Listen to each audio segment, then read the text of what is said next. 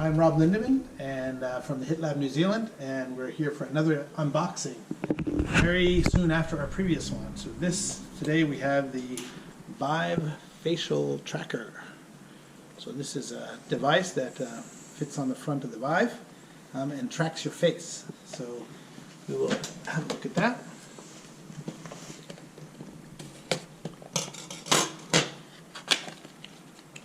So we have. So this is some books, book and things. So that's what the device looks like.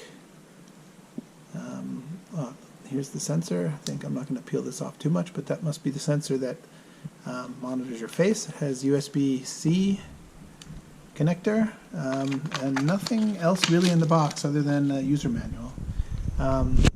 So that's how big it is. And just to show you how it fits, there's two notches, one on each of these arms, and those notches fit into these holes here, so it fits something like that. And then there's sticky tape, so double-sided tape. So that's what it will look like on the person. So we bought 4, so what we're hoping to do is a lot of multi-user scenarios, so that will allow us to track multiple people and then send the data between them to drive their avatars.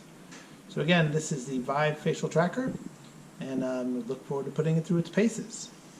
So see you next time.